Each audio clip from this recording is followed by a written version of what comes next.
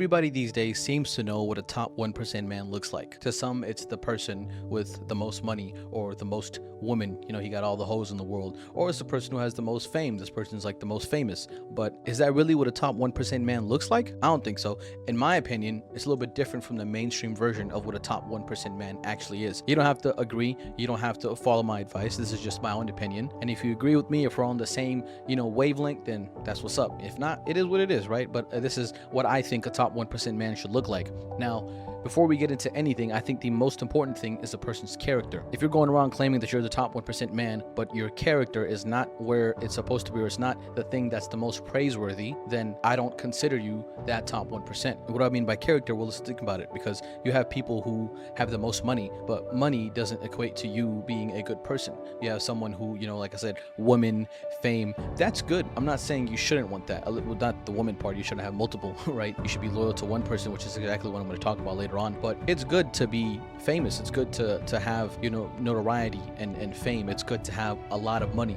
That's good. There's nothing wrong with that. But the issue comes when people consider that more important than a person's character, right? Why is that worth more than you being a genuine, good, nice, kind-hearted, compassionate individual? Where does all that go? So I think the first thing we should look for in a person who wants to be the top 1%, or if you're trying to strive to become like a top 1%, you need to really focus on your character. And character can be more than just how you treat people and how you treat yourself. It's also about the control you have over your own desires and the control you have over your own emotions, right? If a person claims to be this top 1%, like, oh, I'm the top, I'm the alpha, I'm a sigma, right? You can't say that if you have no control over your desires. Let's say you're with a woman or you're married to a woman and you claim to be loyal to this person. You're a person who says that, but then you act otherwise. I don't consider you not even close to being this top 1% of a man. Or I don't consider you to be a good example for someone to follow. Another thing is controlling your emotions, right? If you're a person who's just all over the place with their emotions, you can't, you're just, unless it's like an actual medical reason, but if you're just like, you get angry really fast, or you get sad, or you just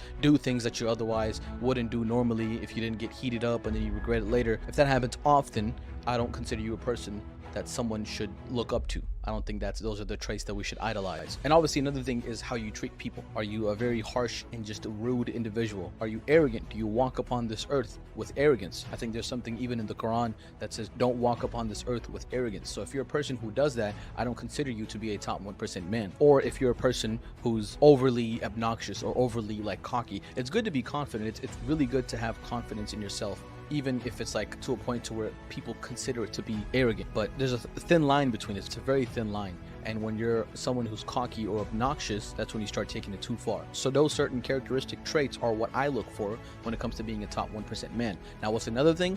Money. Yes, it is very important for a person to have a lot of money. Is it required? No, but it would be preferable if you had a lot of money. Wouldn't it be better if you were like a millionaire, right? I'm not saying that's like, there's, how some people say that there's something wrong with having a lot of money, and money is just like, it's a neutral, like a ground, it's a neutral ground. There's nothing wrong with it. There's nothing really too good about it. It's good to have it. If you have a lot of it, good, that's great. That doesn't make you a better person. That just means that, hey, you have a lot of money, you have more power, you have more resources, there's more that you can do, and the more you can do, the top 1%, like the higher your value becomes to eventually make you that top 1% man, that high value person. Money has a lot to do with that. And also when it comes to money, are you making money that you actually use, right? Because there's some people who just like overly spend. That's not good. And there's some people who just don't spend at all, and they're just very like stingy with their money. That's not good either. You need to have a balance.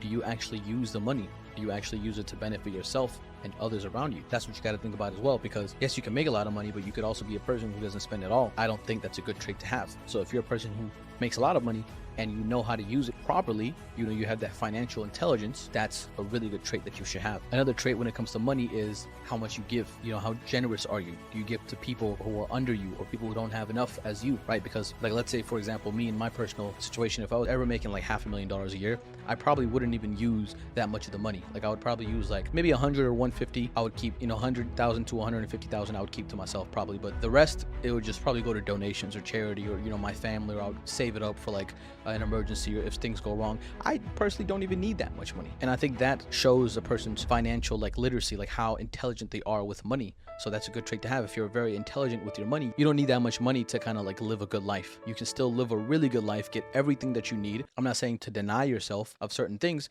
I'm saying to get everything you need, right, in moderation, not overly, but get everything you need in moderation and still be happy and still have a lot left over. Another thing is family, right? Family is a big thing that I feel like nowadays we don't really look at when it comes to the top 1%, right? Because we're looking at someone like Andrew Tate. I actually agree with a lot of the things that he talks about. Some people might even say that I'm like Pakistani or like the brown Andrew Tate, because it's like a lot of the things he says that they do resonate with me. But one thing I would like to see is for him to be a family man. I don't know if he has a wife or kid. I've heard, but I don't know, like, you know, I don't really keep up with him like that. But if he were to have like a wife and, you know, kids, and he was teaching like family values, that's one thing that I really look up to when it comes to this top 1% man, or this high value man that we all try to idolize and be like. Because, you know, you need to be a person who takes care of your family. You need to be a person who, you know, you have a wife, you want to be loyal to her. That comes down to, you know, controlling your emotions and your desires. Are you cheating on her? Are you sleeping on her? Are you texting other women? Do you even look at other women? You know, so those things matter. I think if a person is able to stay loyal to your woman, you're loyal to your family, you take care of them, you're that person who can provide and protect them.